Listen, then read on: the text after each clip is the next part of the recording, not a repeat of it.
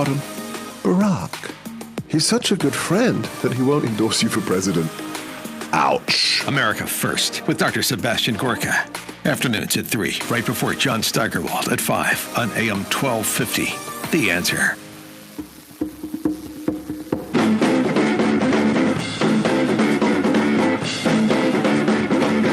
How many Father's Days are left? I hope you had a nice Father's Day. The question is, how many more will there be? Did you know that there was a Father's Day resistance movement?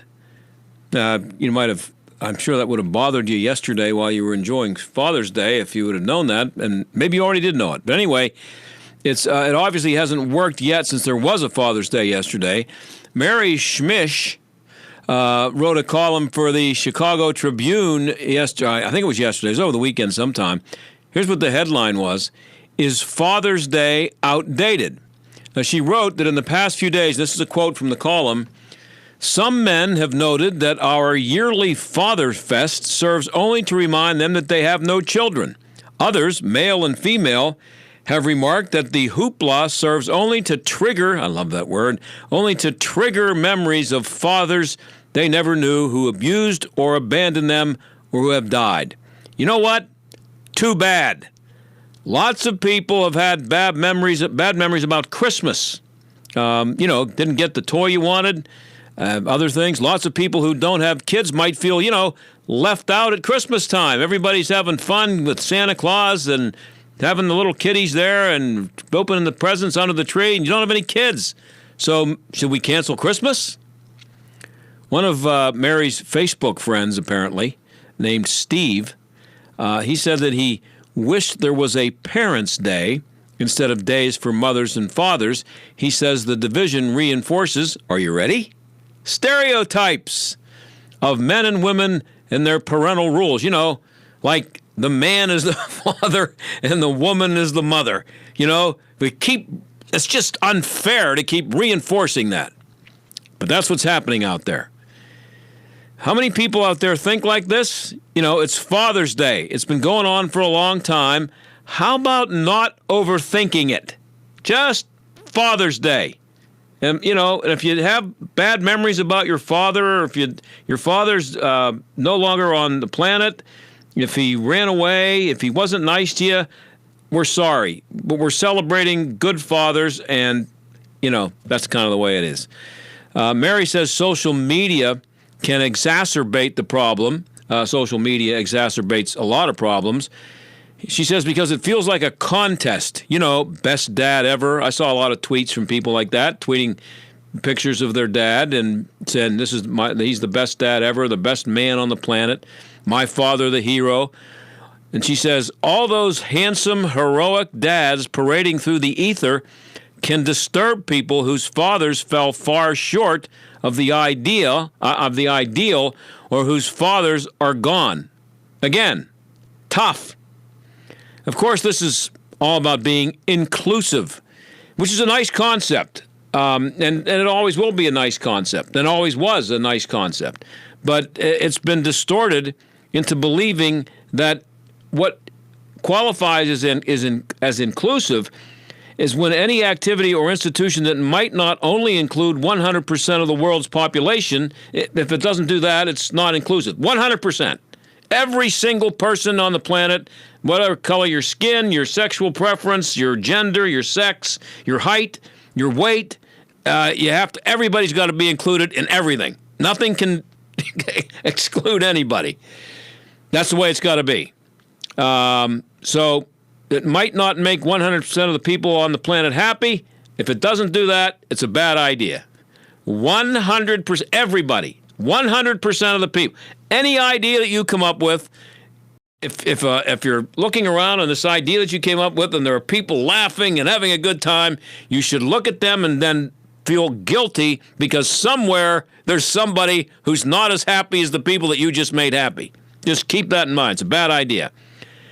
Oh, boy. When we come back after the break, we're going to talk to a woman who wrote a piece that says the future of men and marriage is bleak. Meanwhile, a belated Happy Father's Day, and may there be many more. A think I'll color this man father. Color him father. I think I'll color him love. Color him love. Said I'm gonna color him father. Color him father. I think I'll color the man love. Yes, I will. Color him love. We've been telling you about something called Miracles in Moon for a few weeks here, and the president and CEO, Mike McGolick, joins us. Thanks for having us, John. We appreciate all the support. Mike, your son has a genetic disorder that makes him someone who will appreciate this field, right? Yeah, that's correct. Our youngest son, Luke, has a rare genetic disease called 5P minus. About 30 to 35 kids a year in the U.S. are born with it. Wow, that's all. So the main reason that we're building this field with the help of the community is that we want everyone to have a team, everyone to use a restroom with the dignity that they deserve, and have families to have a safe place to play. You're not getting any federal taxpayer money here, right? So this is all donations that's going to get this thing done? Yeah, that's correct. Everyone talks about how great Pittsburgh is, and our board can definitely feel that because the money that we've raised, close to $2 million, have been from individuals, companies, and foundations. And if you'd like to see how you can help, please go to the website. Check it out at miraclesinmoon.org. Miraclesinmoon.org. You watch what you eat. You're hitting the gym. You're doing your best to live a healthy life. But did you know that a bad night's sleep and a bad mattress can have a big impact on your health? Here at the Original Mattress Factory, our hand-built mattresses made of the highest quality materials provide the comfort and support needed to provide healthy sleep for years to come. To learn more about how the right mattress can help you achieve healthy sleep habits, visit originalmattress.com or stop by an Original Mattress Factory store near you. The gimmicks, the flashy sales, and the big markups. Mattress stores have made the mattress shopping experience confusing on purpose. Ron Trzynski started the Original Mattress Factory to create a better way. He raised the bar on quality, offered hand-built mattresses for a fraction of the cost, and ditched the high-pressure sales tactics, all to create a better mattress buying experience for you. You could say he was the original disruptor. Stop by an Original Mattress Factory store or visit us at originalmattress.com to see the OMF difference for yourself. It's time to stand with Israel. Consider the lifelong impact of joining The Answer's Dennis Prager and Mike Gallagher on the Stand with Israel tour this December 2nd through 11th. More than a vacation, this journey will guide you through centuries of faith and culture as you visit iconic places right out of Scripture. Along the way, your hosts will broadcast on site while you watch and participate. Together with like-minded travelers, you'll see over 40 iconic sites during the 10-day tour, where you can pray at the Western Wall in Old City, Jerusalem, float in the Dead Sea, and take a boat out onto the water of the Sea of Galilee. Have you ever wanted to walk inside the Garden Tomb? Register today for the Stand with Israel tour this December 2nd through 11th. Just go to our website for more details and registration information at theanswerpgh.com/Israel. That's theanswerpgh.com/Israel. Healthy pets, healthy people, focusing on a natural, holistic approach for human and animal wellness. Host Dr. Edmund Sokalski and his guests discuss various topics on health and wellness for us and our companion animals. Airs each Saturday, live from 9 to 10 in the morning on 12:50 a.m. The Answer, giving you the opportunity to call in with your questions. A healthy pet is a happy pet, and being healthy makes people happy. Tune in, listen, learn, be well. Two-time Penguins Stanley Cup champion Kevin Stevens was on top of the world. Then, one decision would change his life forever. What should have been a Hall of Fame career became a losing battle with addiction. It was time to fight back. Join Kevin Stevens and his team for Crosscheck Substance Abuse Radio for hard-hitting discussion, inspirational stories, and cutting-edge resources to power forward in the fight against addiction. Saturday mornings at 10 on AM 1250, The Answer. This is the John Steigerwald Show on AM 1250 and FM 92.5, The Answer. Well, before the break, we made fun of a column in the Chicago Tribune that asked if Father's Day is outdated, but the columnist may be onto something, actually. Suzanne Venker of the Washington Examiner makes a case for what she sees as a bad future for men and marriage. Suzanne joins us now. Suzanne, thanks for being here. Sure, thanks for having me. So the headline says the future of men and marriage is bleak. How bleak? Well, it's bleak. I mean, it's not good news, and it's, it doesn't give me any joy to, write about that on Father's Day, but the reality is that we have a major problem with the decline of marriage and relationship building and the ensuing almost always fatherlessness or father absence that results from that situation. And so the time is now that we need to face it, and that's really what I wanted to address in that article. Yeah, and you differentiate between fatherlessness and father absence. What's the difference? Yeah, so I feel like fatherlessness suggests the notion of a deadbeat dad, and that's often what we hear about in the media. You know, that this idea that even that President Obama referenced that several years ago when he talked about fatherlessness, the assumption being that men are bowing out on their responsibilities to be family men. And there is, while that faction certainly exists, that is not the number one reason why fathers aren't in the home. The main reason is the breakdown of marriage or never formed families to begin with, which is still the same thing as the breakdown of marriage.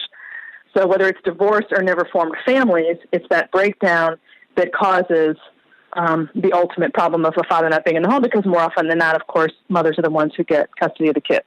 Right, and it's a devaluing, you say, of not only men but marriage. I guess I should put that in the opposite, marriage and men. Yeah, I think it's really those two together that is so significant in terms of what we're experiencing now in America. I certainly don't need to make the case that we are hearing about toxic masculinity left and right. Right. So there's that problem. And then originally, before now, it was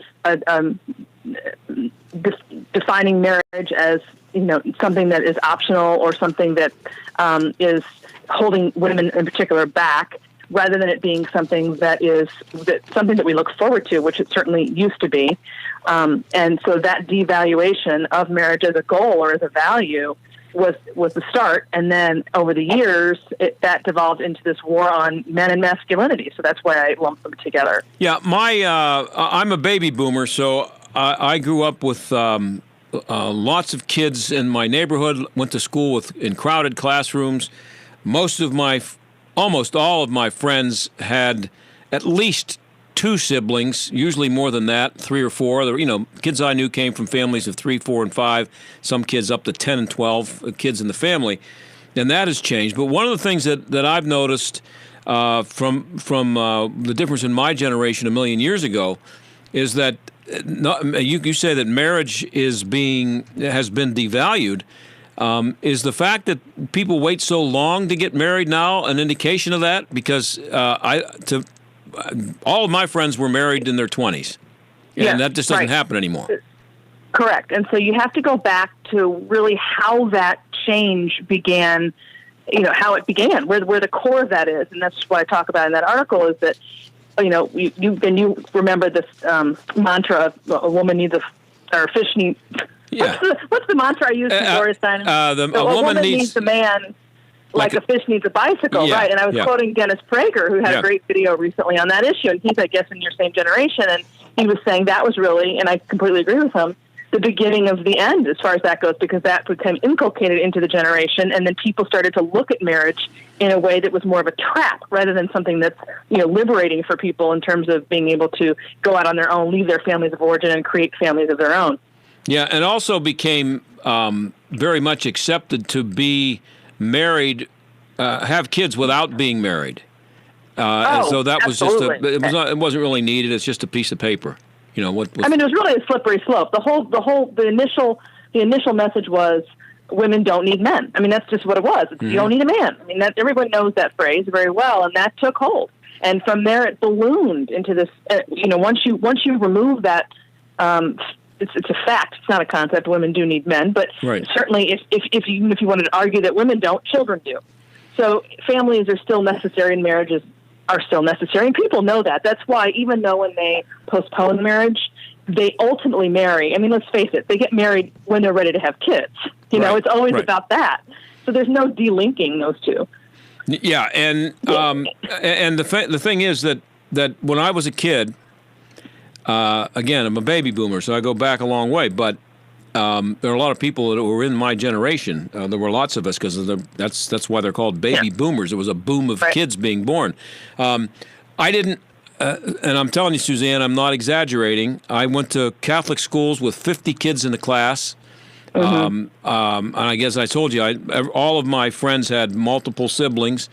I did not. I was thinking about this weekend when I saw your piece, and I was reading some other stuff about Father's Day. I did not know one kid who had no father and living at home. Not one.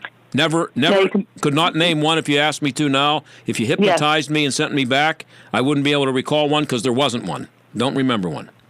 Right, and it's a completely changed today. So that just shows you what period of time we're talking about as far as this father in the home to father outside. I mean, father not in the home. Yeah, it took a long time for it to really do its damage because it was really a slippery slope. You know, the minute you start to make that marriage optional, and as soon as you devalue it, more is going to come from that. You know. Yeah, and the beginning. And again, it's become okay now to not have a father in the home, and I didn't know anybody. I knew two kids whose mothers worked, and one of them was the school crossing guard at the grade school I went to. That's it. That's the only. I mean, out of all the kids I knew growing up, and what didn't exist in your day was the incredible fallout of absentee parenting or a father absent home that we have today, and the social ills that you can point, all the social ills that you can point to today in America, whether it's violence, crime, drug addiction, unemployment, all of it can be traced to father absent homes, and boys in particular not having what they need to grow up to be strong and competent men. Yeah, and there doesn't seem to be. I don't think everybody is willing to accept what you just said, even though the statistics are there. No, people just for some reason you can beat them over the head with the facts and show them the statistics, and they don't do this. They just don't want to accept it. They don't want to accept it, especially if it rings true to their lives. You know, if there's they don't. You know, it's very difficult for people to look in the mirror and say, "Wait, maybe I didn't do this right," or maybe this is problematic and I need to rethink this. But the reality is, we can't just avoid talking about it just because it hurts people's feelings. It's a major, major problem, and if we don't solve it, we are in trouble. And so it's kind of a negative message, and I don't enjoy that, but I don't know what else to say. Yeah, we're talking to Suzanne Venker. She's a contributor to the Washington Examiner Beltway Confidential blog. She's also an author, a columnist, and relationship coach. You're known as the feminist fixer, it says here. What the hell does that mean? Yeah. It's so funny that you're saying that because I'm about to have a new radio show on this network, by the way, or not network. Salem. Salem, there you go, here in St. Louis. And that's been in question as to whether or not to use that because it is kind of what does that mean? Yeah, I like it, whatever it is. I don't know what it means, but I like it. It's not fixing feminism. It's fixing what I argue feminism has broken, which is relationships and marriages and the whole 9 yards as far as home goes, life on the home front. So. I should mention the name of your book, which is Women Who Win at Love, How to Build a Relationship That Lasts. How did you get interested enough in this to, well, first of all, write a book about it and also write this column? And you obviously have been paying attention to this for a while.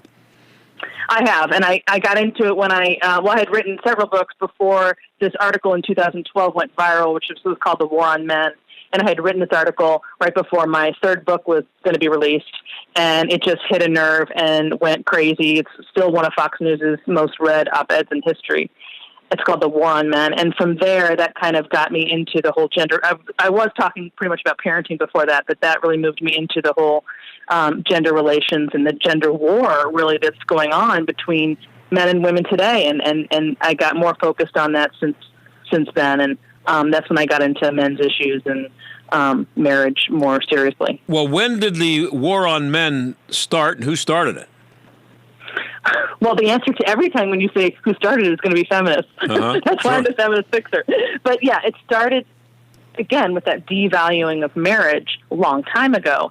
And then over time, that morphed into attacking, really saying that men are unnecessary altogether, right? And then from there, now we're attacking their very nature by saying masculinity is bad, rather than recognizing that people are bad. People do bad things, men and women, but their inherent nature, their masculinity and their femininity, there's nothing evil or toxic about those things on their own. Mm-hmm. It's the people behind them. So that basically the culture and the way it's evolved with this issue has really just continued to put more material in my lap, which is how I just got deeper and deeper into it.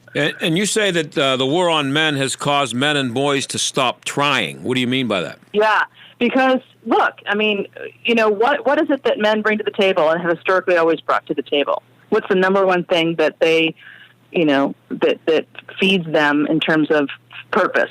It's providing and protecting, right? Right. That's what they bring to the table. It's in their DNA. And when they were told that that's no longer needed, we don't need your protection, we don't need your money, where do they go? Where is their purpose, right? Because women automatically have purpose without even earning a dime. They do the most miraculous thing in the world without even lifting a finger. It just, well, they have to do something. But I mean, they don't have to earn an income per se to feel purposeful in the same way that a man does. And so once we broke down those roles and made it so that, I mean, there's nothing wrong with flexibility and overlap, don't get me wrong, but when we basically said the male role can be supplanted by the government, number one, because you can have ballooning government if you get rid of husbands and they're, providing for the family. And then the fact that they're not even needed to be dads. Well, then what's left for them? What's the point? Yeah. And that gets into, there's a bigger issue there because there's what's going on in schools, of course, is really hurting boys who are really falling behind in schools. And as you know, they're not the majority on college campuses anymore. So they're getting this message loud and clear that they're not needed. And so I don't know, where would you go if you were told you're not needed? Yeah. And and also the thing is that the schools, well, I think added to this is that it doesn't matter which bathroom you use because everybody's the same. I mean, that seems ridiculous, but what you're talking about existed already, and we've added to that very recently. This whole gender stuff is very new, relatively anyway, and that's been added to it. So, I mean, it makes it worse because men and women are exactly the same. There's no difference. And that goes back to why you asked about feminist picks or why I focus on feminism, because that's the movement that's leading this charge. Men can have babies now. I don't know. They want, yeah. Well, they can't. But I mean, don't tell them that. The ultimate goal is for men and women to be interchangeable. That's what they want, so that men can do what women can do, women can do what men can do, and basically you're interdependent. And independent, but you're definitely not dependent. I mean, dependency on anybody is considered horrific. Yeah, in my first segment, I quoted from a column written by a woman at the Chicago Tribune, and she was saying the headline was "Is Father's Day outdated?" And she says that there's a resistance movement out there for Father's Day, and she's kind of likes it. She's joined it. She would rather see it be called Parenting Day or something like that because you don't want to hurt anybody's feelings. I don't know, but that's where we are. That's where we are. Yeah, and so you are a relationship coach.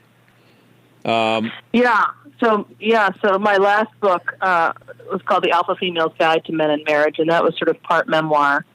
And it that's what led into the relationship coaching because well, it's a little personal, and basically I made my marriage better by looking in the mirror, and I'm encouraging other women to do the same, and I think it has a lot to do with the stuff that we're talking about. So that's sort of a little different from the other books I've written, but that's what led me into the coaching arena. So, Suzanne, I'm up against a hard break. You're going to learn about that in radio if you don't know already. I got 10 seconds to tell you thank you and goodbye. Thanks very much. Great piece. Thank you. All right, we'll be right back. With SRN News, I'm Keith Peters in Washington. This just in, 2 people have been shot and wounded at a rally for the NBA champion Toronto Raptors, and 2 people have been arrested. The Supreme Court has thrown out an Oregon ruling against bakers who refused to make a wedding cake for a lesbian couple. The Oregon court had ruled against the bakers before the Supreme Court ruled during its last term in favor of a Colorado baker in a similar case. The High Court's now telling Oregon judges to take another look. That keeps the high-profile case off the justice's election year calendar, but the bigger issue of balancing the rights of LGBT people and religious objections from merchants remains unresolved. Another case involving a florist who would not handle arrangements for a same-sex wedding is heading to the Supreme Court. Sagar Magani, Washington. On Wall Street, the Dow by 23 points, the Nasdaq rose 48. This is SRN News. When it comes to your pain, many of you might be skeptical, like I was, about ordering Relief Factor. Pat Boone again for this wonderful 100% drug-free supplement designed to help your own body lower or eliminate occasional aches and pains due to aging, exercise, everyday living. I'm not skeptical any longer. The 3-week quick start is now discounted to only $19.95. Why don't you let us see if we can get you out of pain too at ReliefFactor.com. If you're worried about your cholesterol, hear how others are taking charge with Garlic. My doctor said my cholesterol was borderline, but I've been taking Garlic, and it works. I've been taking Garlic for years. My pharmacist recommended Garlic. He said there's an ingredient in garlic that helps maintain healthy cholesterol. I take Garlic every day. No garlic breath. Lots of people like you are choosing Garlic to help maintain a healthy cholesterol. Garlic, it's cholesterol's natural enemy. These statements have not been evaluated by the FDA. This product is not intended to diagnose, treat, cure, or prevent any disease. Use as directed. Jay Sekulow has a big job representing the president. This investigation has presidential authority granted to it to go to every U.S. intelligence agency and get their cooperation. This was Crossfire Hurricane. This is the origins of the counterintelligence investigation. And Jordan, it's going to be uncovered. The light is going to be shown on this. Jay Sekulow live, weeknights at 6, right before Larry Elder at 7, on AM 1250. The Answer. Community Bank, City Mission, #1 Cochrane, Highmark Stadium, Peters Township Community Center, Angelo's Restaurant. What do all these businesses have in common? Nello Construction. Design and build with one company. Nello Construction. Full service construction from the ground up. Renovation. Expansion. Nello Construction. The choice for business. See the projects. Begin the journey at nelloconstruction.com. This is Chris Abernethy of Abernethy & Hagerman. You don't want the government deciding what happens to your estate or how much they will take. At Abernethy & Hagerman, estate administration is the heart and soul of our practice. We have the experience to help not only plan, but administer your estate properly, to protect your assets, minimize taxes, and ensure that your inheritance gets to the ones you love. Decide for yourself. Abernethy & Hagerman. Legal help that lasts a lifetime. Visit a-h.law. Are you worried that the next market downturn could rob you of your wealth and your security? Are you concerned that your lifetime may last longer than your life savings? You don't have to be. For over 30 years, Gary Hunt has advocated for strong retirement principles, helping families in Allegheny and Westmoreland generate more income while protecting their retirement funds. And Gary now offers retirement-minded savers and investors a free book so you can better understand what it takes to structure a more stable, secure, and confident retirement. Call Gary Hunt and request your copy of Income Allocation. 844-366-HUNT. That's 844-366-4868. Do you or your business have financial problems? Are you overwhelmed with debt? Then call me, attorney Dennis Spira, at 412-471-7675. My legal practice concentrates on bankruptcy law, debtor rights, and tax matters. I have over 30 years' experience as a former United States Department of Justice bankruptcy attorney and lawyer in private practice. I have represented thousands of cases faced with financial problems and lawsuits. Reorganize and get a fresh start. Call 412-471-7675 or visit my website at DennisSpira.com. Stuck in traffic? We've got the answer. We're looking really stacked up on the Parkway East outbound now as you make your way between Boulevard of the Allies and Edgewood Swissvale. Very busy there. Parkway West a little bit sluggish on the inbound side, Greentree Road to the Fort Pitt Tunnel. And we've got a couple of accidents to watch out for also, including one in Hayes, Mifflin Road at Lebanon Road, and a disabled vehicle in Baldwin, Streets Run Road between Prospect Road and Delaware Road. That's a look at traffic. I'm Jenny Robinson. AM 1250, The Answer. Weather. From around Wednesday, a little warmer with a high of 80. With your AccuWeather forecast, I'm meteorologist Frank Streit. Warning, listening to this program may expose you to toxic masculinity. The John Steigerwald Show on AM 1250. The Answer. where were you 25 years ago today at almost, I think, this exact moment? This is the 25th anniversary of the Bronco chase, the OJ Simpson Bronco chase, 1994. What's the date today? June 17th, 1994. And I remember where I was because I was covering the U.S. Open at Oakmont for KDKA TV, and lots of us in the media were standing, instead of watching and doing whatever we were supposed to be doing with the golf tournament, interviewing players or hanging out in the press tent, which is what you do at a golf tournament mostly. Nobody goes on the golf course. But and I believe that was Arnold Palmer's last, I think it was Arnold Palmer's last U.S. Open, and he got the big ovation coming up. I could be wrong about that. It may have come later, but it was a big deal. I mean, the Open being at Oakmont was a big deal, and I do remember that OJ. That story was. I mean, that's what everybody was talking about. They weren't talking about the U.S. Open. I don't even remember who won that Open that year. I could look it up. But that was a big deal, and it was they eventually interrupted an NBA basketball game to talk about that, and that was the beginning of, I don't know, how many years was it? Couple years of O.J. Simpson in the news every day. And cable TV had not quite, I don't think Fox was on the air yet, so it was basically all CNN that was covering it on a minute-by-minute basis, the way things are covered now. And it was O.J. Simpson. That was it. That was everywhere. And if you're old enough to remember, O.J. Simpson was he was hugely popular. He was on, I don't know if he was on Monday Night Football at that time. He had gone through a period where he was on Monday Night Football with Howard Cosell and Frank Gifford. He was in commercials. He was in movies. And I'll tell you a quick story, which is very strange to me. My only interaction with O.J. Simpson, I just thought of this now, I was walking through the Steelers' offices, and this is at Three River Stadium. The Steelers were going to be the Monday night game. I'm guessing that's why he was there. Unless he could have been there covering at NBC. He was working for NBC or something. But I was walking through the offices there, and Art Rooney's old office had been turned into like a library. And it was glass front and lots of books and stuff in there and trophies and everything. And I walked by, and there was O.J. Simpson. He was kneeling by a shelf. He was looking at something. And I walked by, and I looked at him, and he looked at me, and he said, "Hi, John." I had never introduced myself to him, never met him.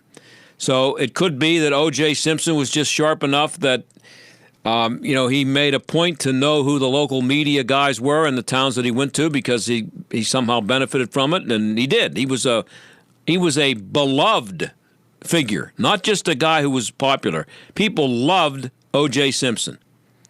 And 25 years ago today, he was being chased through the freeways of Los Angeles in a white Bronco, and I guess he was talking about killing himself. And that was the deal, and they eventually talked him into pulling over, and he went to jail. He was in prison. I don't think he got out on bail. He was in prison until the trial and through the trial, and then of course he's ridiculously enough found not guilty. Everybody knows he was guilty, but the law says not guilty. So, 25 years later, and who knew in 1994 that there would be something called Twitter? First of all, who knew that he would not be in prison for life for the murder of his wife and another man? Forget Twitter, but just who thought that this guy would ever be walking the streets again after all the evidence? It was so obvious that he did it, and he did, by the way, was found guilty. Not know what the word guilty is, but it was a civil case, and he was found liable for the death of Ron Goldman and his wife. I think it was just for Ron Goldman because they sued him. But anyway. So 25 years ago, this is all happening. Who knew that in 2019, O.J. Simpson would reappear on something called Twitter and say this. Hey, Twitter world, this is yours truly. Now, coming soon to Twitter, you'll get to read all my thoughts and opinions on just about everything. Now, there's a lot of fake OJ accounts out there, so this one, at the real OJ32, is the only official one. So this should be a lot of fun. I got a little getting even to do. So God bless. Take care. Now, there's a guy, who probably, I don't know, when he's talking to a Twitter world audience, and I don't know how many people are going to find, I'm sure that video's gone viral. I'm not sure that that's a guy who should be saying out loud that he's got some getting even to do, because that may have been what he was doing when he went to visit his wife and when Ron Goldman kind of interrupted the whole thing. So saying that he's got some getting even to do is probably not the smartest thing for him to say. But there he is, OJ Simpson. He's on Twitter. Now, so then I come across this story. It was in the Washington Post, and somebody wrote a piece in the Washington Post that says that the OJ case showed fans' love of black players is conditional. Now, they had to add black players in there, as if it would have been a white player who killed his wife, and it was obvious to everybody except the idiots who were on the jury that he'd killed his wife, that the people would have forgiven him, I guess. I don't know what else could he be getting at. But this is what it says. This is Philip Lamar Cunningham. He's an assistant media studies professor at Quinnipiac University, and he says Simpson's aversion to politics and ingratiation with white media as a college and NFL star says that was a big thing for OJ, and he says he makes much of a ridiculous People magazine article that had come out that called Simpson the first black athlete to become a bona fide, lovable media superstar. I don't know if that may be true. It may not be true. I'd have to think about that. If he was the first black star, they were saying that about. I think they were saying that about Michael Jordan at one point, and that wasn't true because OJ was 10 years before that. But there's a quote from OJ in the piece that this guy refers to, where when he was asked about not necessarily being a visible participant in black power activities, he said, "I'm not black, I'm OJ." That's what OJ said. Not a good thing to ingratiate himself to black people. But the writer says he had distanced himself from black athletic activism. Unforgivably, he may have even said as a young man, "I'm not black, I'm OJ." And then he says, Michael Jordan and other popular athletes of his era recognized that the path to greater earnings and fame involved being apolitical. What a crazy idea. Just play football, be a nice guy, no matter what color you are, just play football, be a nice guy, smile when the media talk to you, be accessible to the media, and don't be a creep. And guess what will happen? If you're a really good athlete, especially if you're a superstar athlete, you'll make a lot of money, but you'll make even more money on things not related to you actually playing football or basketball or whatever your sport is. You'll make a lot of money in commercials, which OJ did. You ever seen the commercial of OJ running through the airport, jumping over suitcases? Aaron, have you seen that? Yeah, she's 29 years old. That was before she was born. He was doing that. And so what a crazy idea OJ had. So this is what the guy writes. The car chase coming in the middle of the fifth game of the NBA Finals cast a brief pall on what had been a watershed moment for black athletes. To suggest that Simpson overshadowed a decade's worth of goodwill toward black athletes would be an overstatement. But Simpson, arguably a major source of this goodwill, certainly made clear the condition white Americans put on their goodwill, even as the nation's greatest black athletes continued to thrill and amaze. Now, I can't believe that anybody, especially a guy who's a professor at a university, he's not actually suggesting. He says, Simpson, arguably a major source of this goodwill, certainly made clear the conditions while the white Americans put on their goodwill. I don't know. Do you, as a condition of your goodwill, if you're white or black or Asian or Native American or from another planet, do you, is a condition of your goodwill that the person that you want to show goodwill toward not murder two people? Because that's what OJ did. He killed two people.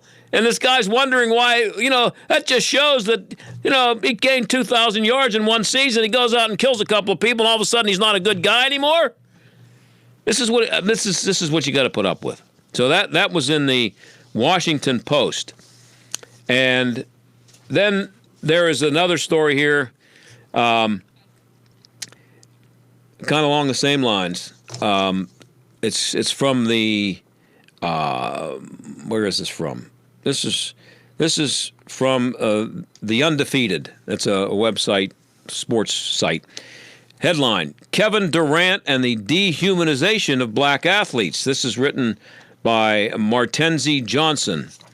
And just some of the items from here. Television camera. This is talking about Durant got hurt during the NBA game, and they blew out not just got hurt, he blew out an Achilles tendon, was really in bad shape. He's probably going to miss the entire next NBA season. But it says television cameras caught at least two Raptors fans near courtside waving goodbye to this guy, to the two-time Finals MVP. This is something new and dehumanizing. Has this guy ever been to a sporting event? Especially one where it's late in the game and people are drinking? And do you think that it's only the black player that would be subject to that kind of stupidity from fans? Has he paid attention to fans lately? And most of the fans that act like idiots, I'll give you 100%. Most of them, I'll agree with it 100%. I won't say 100% of them are white, but the vast majority of the fans at the games are white, number one. But number two, the vast majorities of the fans who act like idiots, I'll give you that all day long, that they're white. But they'll act like an idiot no matter what color you are. If you're on the wrong team, they'll beat you up in the stands if you're a fan wearing the wrong jersey. And it doesn't matter what color you or they are, they'll beat you up because they're idiots. So anybody that thinks that fans would be any less moronic about Durant if he had been white, they just haven't been paying attention. And one of his teammates said they only care about the game and don't respect or acknowledge players as actual human beings. That's the quote, only care about the game. You think that's what fans only care about? This is something new. But this writer says, but what happened in Game 5 was just the end result of an overall culture of dehumanization as it pertains to black athletes. The dehumanization of black athletes begins with only seeing players as jerseys and numbers with no physical blood and flesh beneath them. I'm sorry. I covered sports for a long time and was in a lot of press boxes and with mostly white media, and I'm sorry, I'm just not buying that the media, the white media, maybe there are fans out there, just as there are human beings out there who are idiots, who are racist, but to say that there's just a general feeling in sports, he writes here, that blacks are seen as brainless, natural athletes, supposedly born more equipped to succeed at sports than the more intellectually inclined white athletes. To audiences, black players are nothing more than the real-life version of the characters on video games. Where does this guy get this stuff?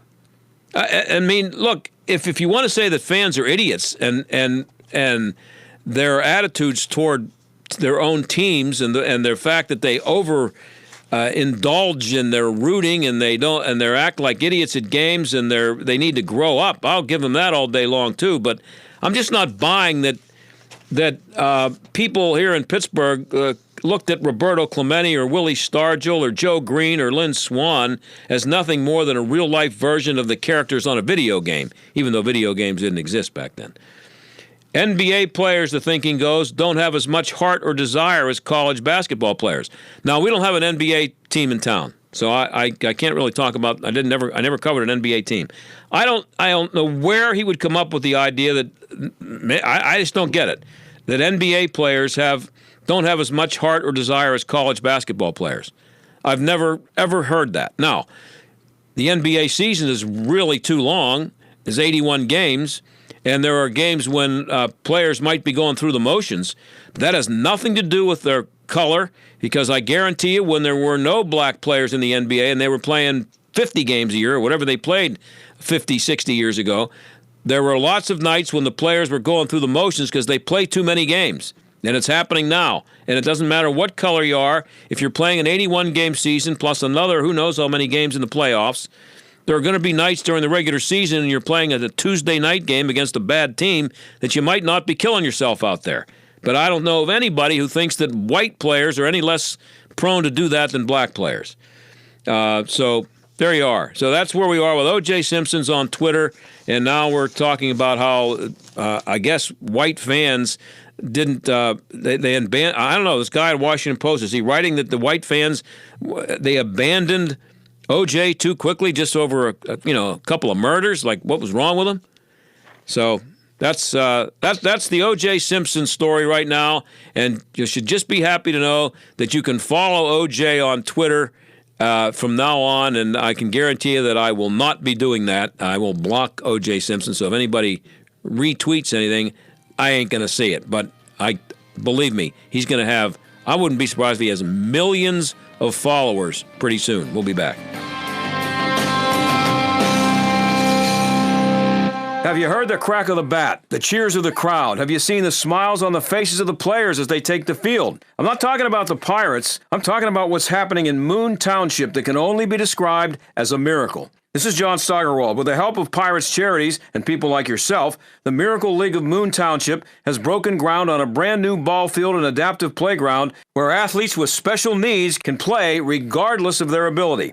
At miraclesinmoon.org, you can see the stunning plans for the 9,500 square foot playground and state-of-the-art ADA-compliant restroom facility with showers, wave technology, multi-level fountains and sinks, mechanical changing tables, and more. It's incredible. Our goal? To raise the remaining funds they need to bring it home by first pitch this September. Check it out at miraclesinmoon.org/donate and make your tax-deductible gift today. That's miraclesinmoon.org/donate. This message paid for by Robinson Town Center, a Zamias Properties entity. We're surrounded by noise. Order today. Bombarded by information. Messages struggling to get attention. So many choices and ways to reach customers. Your message needs to cut through and stand out. Today's technology can do that, but you need the resources and know-how to make it all work.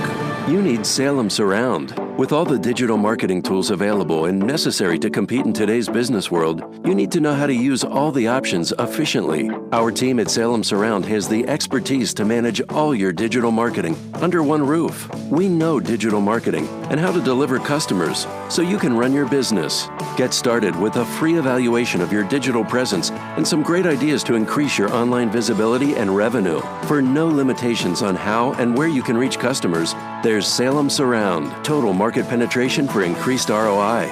Learn more at surroundpittsburgh.com. Surroundpittsburgh.com. Connecting you with new customers. Imagine doing one thing that gives you an entirely different perspective about your place in the world. Think it would be worth it? Dennis Prager here, inviting you to join me for a 10-day Stand with Israel tour, a tour through the land of Israel in December 2019. Come with me to get firsthand insight into Israel's fascinating past and promising future. Walk the ancient temple steps, sail on the Sea of Galilee, and so many more unforgettable moments. Return home inspired, renewed, and empowered. If you've ever dreamed of seeing Israel, this is your opportunity. With expert guides and important lectures at key sites, we'll be together in the comfort and safety of luxurious accommodations the whole time. Join me for a life-changing adventure to give you a renewed sense of purpose. Get more details about the trip or sign up now to join Mike Gallagher and Dennis Prager on the Stand with Israel tour by going to theanswerpgh.com/Israel. That's theanswerpgh.com/Israel. You watch what you eat. You're hitting the gym. You're doing your best to live a healthy life. But did you know that a bad night's sleep and a bad mattress can have a big impact on your health? Here at the Original Mattress Factory, our hand-built mattresses made of the highest quality materials, the comfort and support needed to provide healthy sleep for years to come. To learn more about how the right mattress can help you achieve healthy sleep habits, visit originalmattress.com or stop by an Original Mattress Factory store near you. The gimmicks, the flashy sales, and the big markups. Mattress stores have made the mattress shopping experience confusing on purpose. Ron Trzcinski started the original mattress factory to create a better way. He raised the bar on quality, offered hand-built mattresses for a fraction of the cost, and ditched the high-pressure sales tactics, all to create a better mattress buying experience for you. You could say he was the original disruptor. Stop by an Original Mattress Factory store or visit us at originalmattress.com to see the OMF difference for yourself. The John Steigerwald Show, AM 1250, The Answer. Yeah, Twitter is a wonderful thing. I told you in the last segment that OJ Simpson is now on Twitter. I don't know how we've gotten along without that for the last, I don't know how many years, but he's on there. Do you remember the name Rachel Dolezal? She's the woman, a white woman, who posed as a black person, and she didn't just say she's black, which she's not, but she became president of the NAACP chapter in Spokane, Washington. So she got nabbed on that one. I don't know where, I think she still claims she's black, even though she's not. Something stupid. But anyway, they found her out, and she's no longer the NAACP chairman. So haven't heard much about her since she got exposed as a fraud. But on Twitter on Saturday, this is what Rachel came out with. If you could, I'm sure you saw this because I'm sure you follow her on Twitter, but just in case you didn't. My first kiss was with a girl when I was 18. I am bisexual. Just because I've been married briefly to a man or have had children by male partners does not mean I am not bi. I think the only thing she's got left, first of all, I don't care. Why is she telling us this? I don't care. The only thing she's got left is to claim that she's from another planet. And you know what's really scary about that? She might be. Talk to you tomorrow.